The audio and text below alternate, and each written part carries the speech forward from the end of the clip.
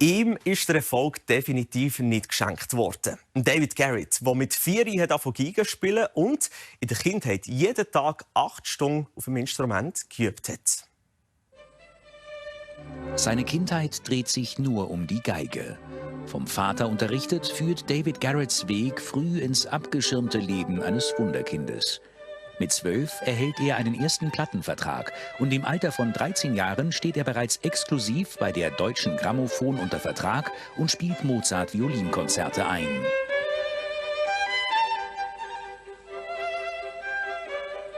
Alle großen Violinstars sehen in Garrett eines der größten Talente seiner Zeit.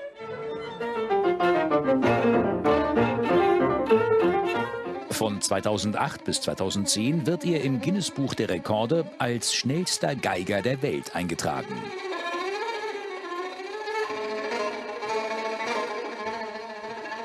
Ausverkaufte Konzerte, Gold und Platin für seine Alben und zahlreiche Preise. Mittlerweile ist er weltweit bekannt und pendelt auf der Bühne zwischen Klassik, Pop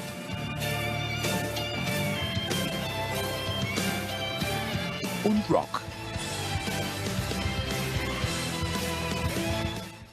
Der David Garrett ist heute bei uns im Studio. David, du kennst kein Leben ohne die Geige. Hast du rückblickend eine quasi normale Kindheit vermisst? Vielleicht nicht vermisst, weil was man nicht kennt, kann man nicht vermissen.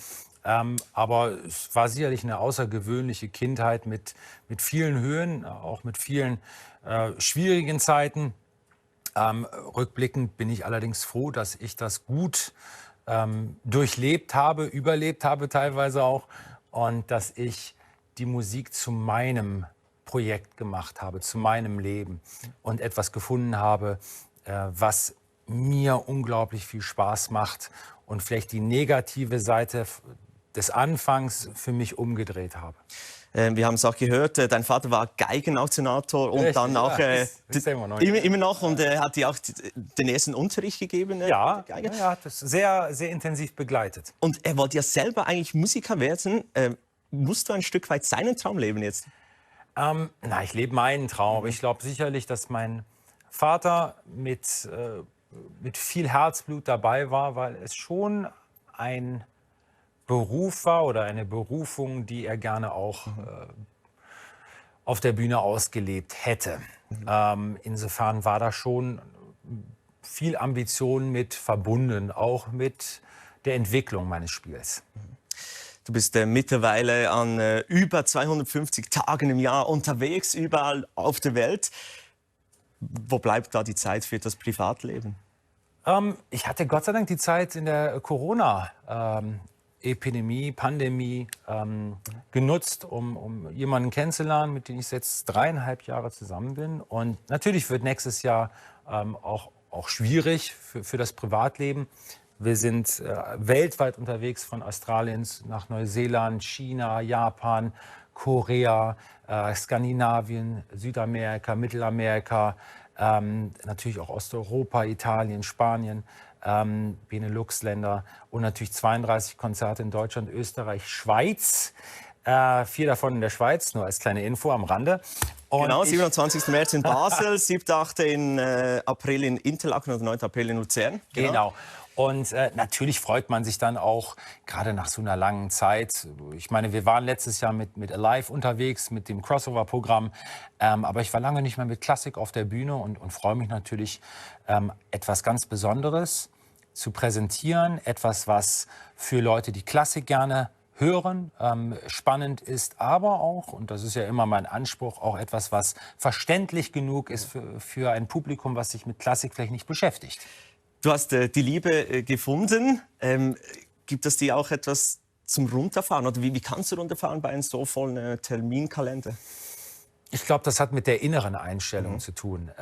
Das passiert dann doch eher bei mir. Natürlich gibt es viel Support von Familie und auch von Freunden.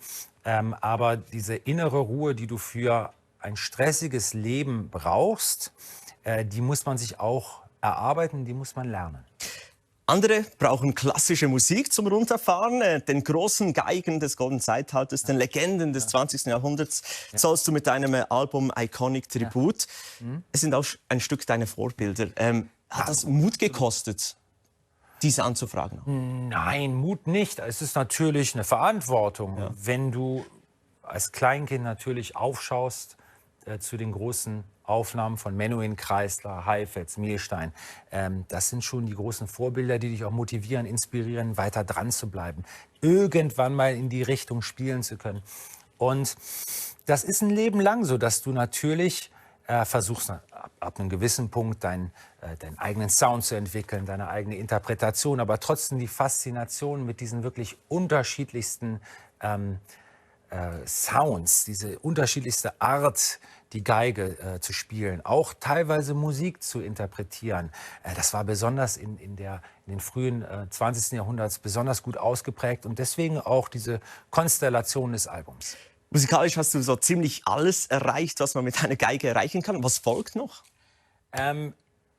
Ich versuche Erfolg nicht mit Erfolg zu definieren. Nein, für mich sind schöne Projekte, kreatives Denken, immer wieder etwas zu machen, was überrascht, was die Leute vielleicht auch fasziniert, was mich fesselt. Das ist für mich der Anspruch. Also ich wünsche mir für die Zukunft wirklich, dass ich weiter schöne kreative Projekte habe, wo ich ein gutes Gespür bei habe und vor allem, wo es mir Spaß macht. Und dann der Rest ist dann wirklich Nebensache. Wir sind gespannt. Das letzte Interview des Jahres für dich endet. Ich wünsche dir eine ganz schöne Weihnachtszeit und vielen Dank für deinen Besuch, David Garrett. Das wünsche ich allen in der Schweiz auch. Vielen Dank. Ja, und